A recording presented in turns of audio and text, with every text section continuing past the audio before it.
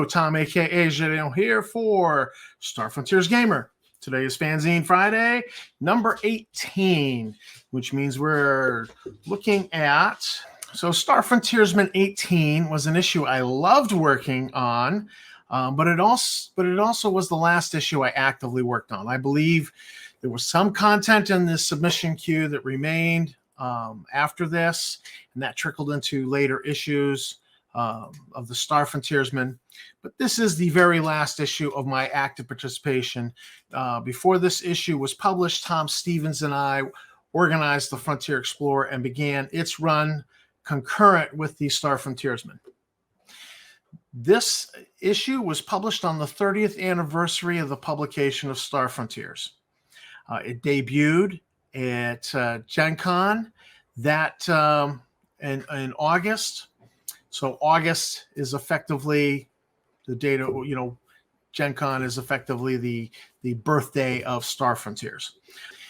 Now, this is what motivated me to pursue an interview with Zeb Cook, which you will see in this issue. The cover artwork is by Phil Art on DeviantArt. I secured permission for its use, and I just love this cover. It exudes adventure, and I want to know what those glowing blue growths are, what's in those hanging from the ceiling.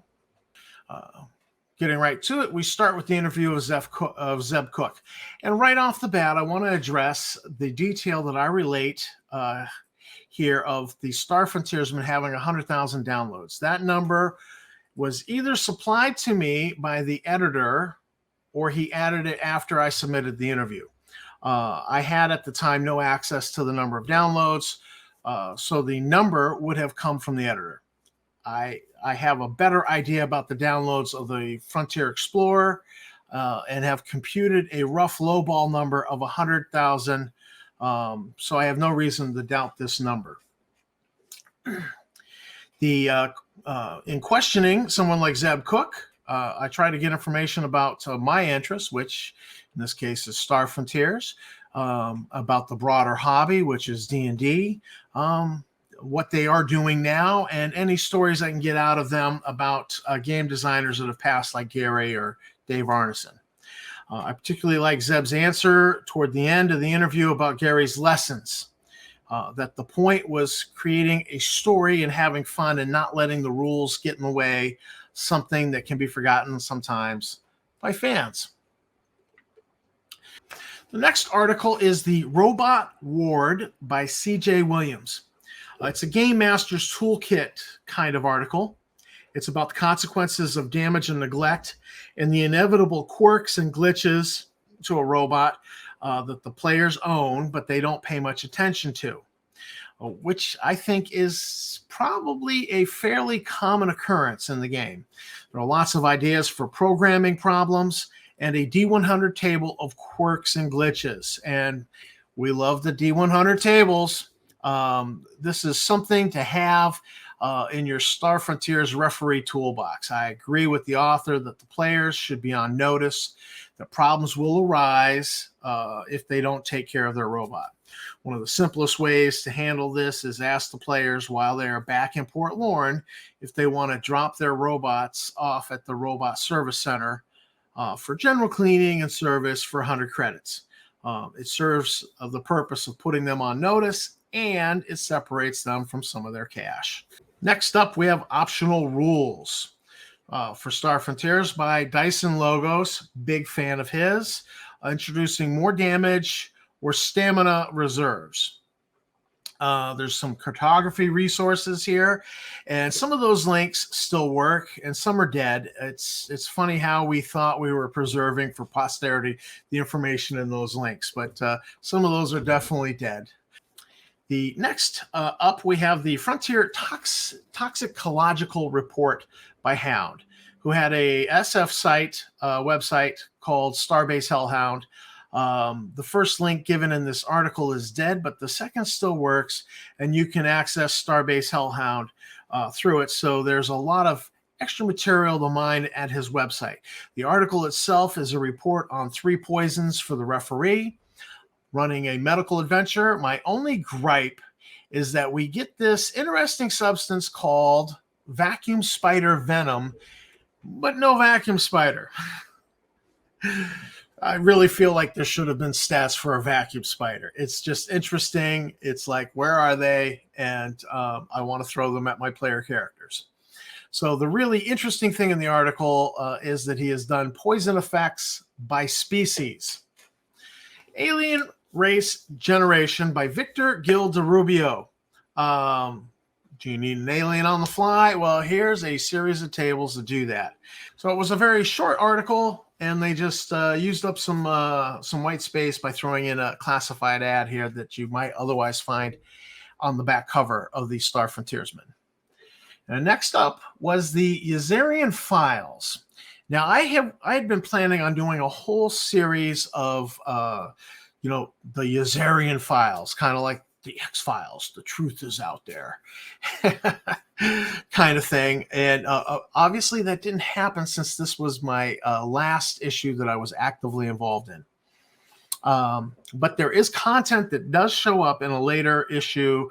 It was stuff I found on the Wayback Machine. It was from Lost Star Frontiers websites, and it was Yazirian material, and they did publish it later on in this, because I just left it in the submission queue, not wanting to necessarily leave the editor high and dry. The Yazirian Files. This was a promised first article in a series of Yazirian articles, but since this was also the last issue I worked on it, the series never happened. I suppose you could say that the Family of One article in Frontier Explorer number 2 was a continuation of the series. What you have here is a proposed Yazirian honor code. I always forget that this is where the honor code is hiding. I know it's in the magazine. I just forget where it is because the title is the Yazirian Files. Wouldn't it be easier to find if it was Yazirian honor code?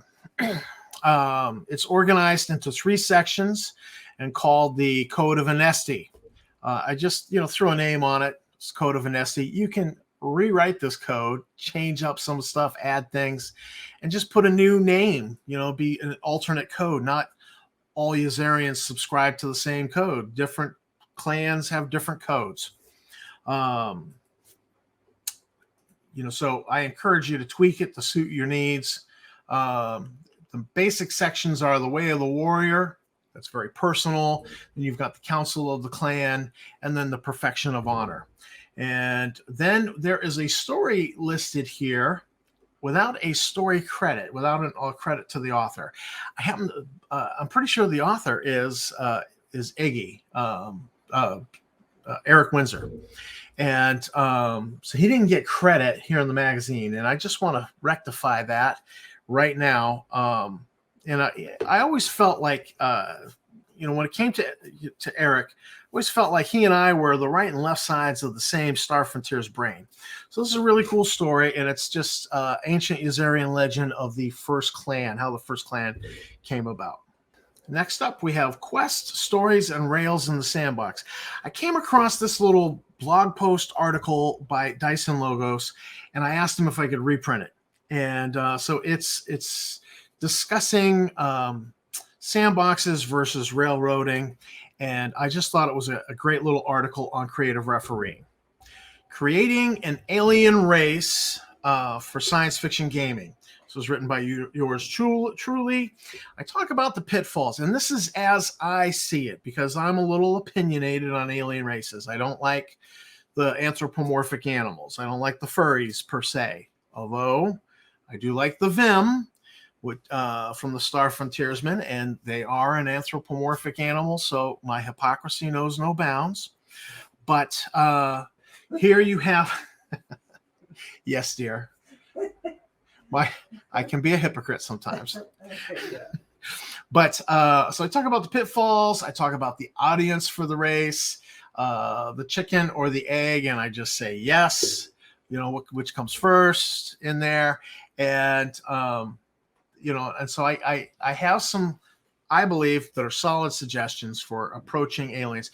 But again, it's rooted in my particular view of Star Frontiers. I've always loved the Star Frontiers aliens. I felt they were some of the best that I had encountered in science fiction role-playing games, and even fiction to a lot of degrees. And I just liked the verse, the Yazirians, the Drawless Sights. And I don't like fantasy escapees from D&D Monster Manual. Just poured it in, and all right, it's an alien. And I don't like I obviously don't like the furries very much. But so this is just a discussion on that, and I happen to think it's pretty good because I wrote it. Next up, we have The Magic of the Frontier. The Magic of the Frontier was an attempt to add items that functioned as magic items within the frontier. Things you don't just walk into a Pangalactic showroom and buy. And instead of potions, I created substances that were injectable with a hypo spray, but were also largely illegal. Instead of spell scrolls, a couple of illegal computer programs. Instead of magic weapons, you get handcrafted special sonic weapons by a master sonic weaponsmith. There's some miscellaneous items in the South Arcibo Dragon control module, which is highly illegal but of potential use, or for just plain resale value to a corporate R&D program. And finally, there were 2 artifact level devices. My favorite was the Click Cold Fusion Pocket Nuke, which, yes, if you add that to your campaign and the players play with it, it's probably a problematic item, but I just like the idea. Also included in this article was the Master Sonic Weaponsmith, his write-up and his stats, and some background information there. Next up, we get some fan fiction. This is Discovery by Tom Stevens. It's the first 4 chapters of his book. No spoilers on that. The book can be purchased on, I do believe the book can be purchased on drive-thru. I highly recommend it if you're looking for some SF fiction. We had the prologue, I believe, in the previous issue, and we've covered that. So moving right along. Next up, we have a Nighthawks entry by me. And one day I was just musing, and I asked the question, why don't the Royal Marines field Fightercraft? Well, the immediate answer popped into my head. They did, but they abandoned that and went back to the assault scouts, much more versatile. So I explore this idea of the Royal Marines introducing and trying out for a period of time Raptor Squadron. And so it was fighters that they fielded in conjunction with some limited number of assault scouts. And so I wrote all this up, designed the Fightercraft, the Raptor fighters, and then I wrote some scenarios. You've got Asteroids and Pirates. 2 is Outreach. And then Where Eagles Dare.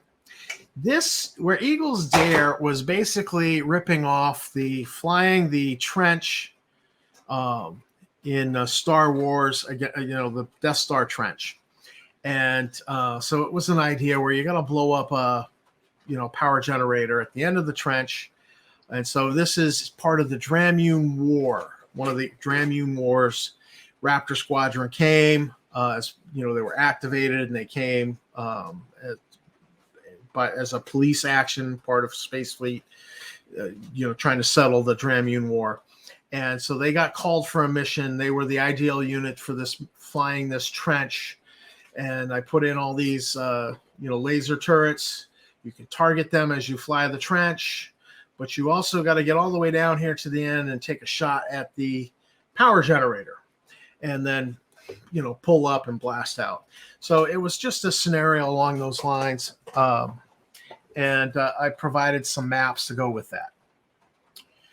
Next up, we get the Catastrophic Setting by me again. As you can see, I was all over this issue. And again, I really enjoyed working on this issue. But this is, I began exploring the idea of hostile weather, disasters, acts of God, or the evil game master. And so this was writing in rules for extreme cold, hypothermia, frostbite, snow blindness, snowstorms, thin ice, and avalanches, and how you would use them in-game. And next up, we have the Zuricore, a retooling and compiling of information on them from various sources and reworked by William Douglas. William Douglas is a good friend of good frontiersman, good friend of mine. You haven't seen him around the frontier in a while, so William, if you're out there, give me a shout out. Maybe I'll give you a shout out on Facebook as well.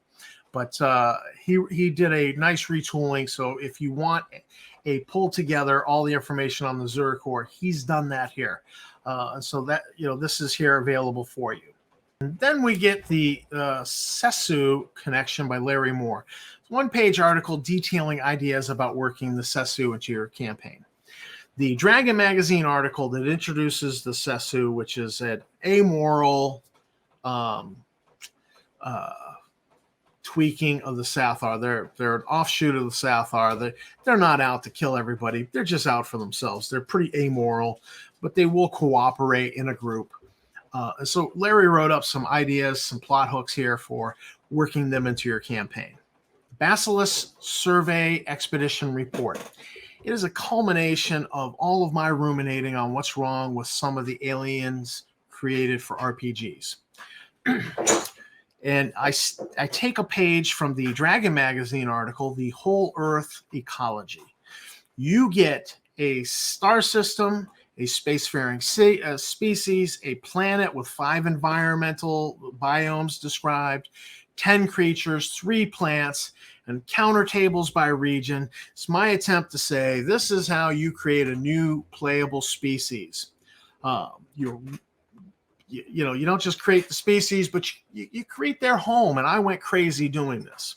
Over the years, I've decided to modify the system to be a trinary system with 2 close companion stars and a distant companion. The planet Basiloe orbits the close companion, so it's got a very wide orbit. The Basiloe species is the master of solar jamming with solar sails, using the multiple stars to tack their solar sails to move about their system efficiently. Before first contact, they had chemical drives and solar sails, and their solar sail tech is highly refined. So I just tossed that idea out there. I'd like to go back and comment on new playable species that I've been critical of. For example, the Nagana in Star Frontiersman 1. I've since ruled that they're a primitive species from Groth, and now I like to use them. The Boonsha from Star Frontiersman 3. I only kind of like them, but then I thought they had some structural similarity to the Huma. And the Huma had a statement in their description that suggested another intelligent species might have shared their environment. From that moment on, at least for me, the Boonsha were part of the planet Hum's evolutionary tree and were persecuted by the Huma, and the species makes a living deep in the mountains on Hum or on reservations on one of the inhabitable moons because the Huma are rather difficult to live with. The Vim in Star Frontiersman number 5, I really didn't like, but then I decided they were the product of corporate fooling around with Satho biotech engineering. You could run a first contact adventure with the PCs and one escaped individual Vim. Then there could be an investigation into the biolab where the rest of the Vim are being held. In the end, you have a very minor species with a starting point of like 20 individuals. So they're not going to overly influence the frontier. They're just going to be a minor species, and it's going to take them decades upon decades to multiply to a point where they become a significant species. And that's why I like the Vim. The central idea is rooting an alien into the setting and perhaps giving it a story is really what makes me love a playable alien species. So moving right along. there is some artwork done by C.J. Williams on the Basiloe, the species I created. Rick and Kyrick Salvage Company Limited by Darren Moffat. My first impression just from the title is that this business should be headquartered in Solar Minor, where the colonists are human and versed, living together in some basic harmony, just because the names sound like a human and versed name. The authors placed it in Cassadine, where I know of another fan-created salvage service called Boneyard Station. So I would tend to just move this one to Solar Minor. The article goes on in detail to detail a hull size 5 ship, but the real takeaway for me is the salvage company that sounds like it's run by a human and a verse with similar names who became friends and business partners, and I really want to place it in Solar Minor. Now you get this Cloverdale class ag ship, and this is inspired by William Douglas's story on Doc McGee. I drew out a cross-section of the ag ship and named it the Cloverdale class in this submission. You can use some of the decks from the Nighthawk's large freighter for the command section of the ag ship. That was intentional, but the ship never got a proper deck plan. It's just a cross-section. So you can use this if you wish. Maybe somebody out there might want to take a hand at drawing out these decks. And following that, you get a game. This is Salvage Ops. It's written by Bill Logan. It's a card game predicated on salvaging a Sathar ship. You can print and play the game right from the magazine. So that's interesting. And then, in conjunction with this, you might want to use the Sathar Destroyer Tech Manual that Tom Stevens developed and is available on the Frontiersman.org website. Fanzine Manifesto. You get this, and then you get right after it the announcing a new Frontiers magazine. So Tom and I had done something similar in Frontier Explorer as kind of a mission statement, and that prompted the Star Frontiersman staff to come up with a manifesto themselves. So, you get both of these right here at the back of the magazine. And then, of course, we get the classifieds and, just some fun stuff there. This was a magazine I seriously enjoyed working on. Absolutely enjoyed working on. I loved getting the interview with Zeb Cook. And I everything I worked on in here, the Basiloe survey report, covering a new species, new system, and so on. And if you're looking for solar sails, because you like my idea of the Basiloe being experts at solar sailing, there was a recovered article, and it was published in the Frontier Explorer towards the end of its run on solar sails. So that I'll put a link in the show notes for you so you can run that down. But again, this is very much a favored issue of mine. Spent so much time working on it. So this is Tom for Star Frontiers Gamer. I want to thank you for watching my video. I want to thank you thank my subscribers. You guys are great. Don't forget that we're also doing a joint release with a podcast that is on Spotify and Anchor as well. And so you can, if you're working out and you just want to listen through earbuds, you can get your Star Frontiers fix that way as well. So thank you again, and I will see you in the frontier.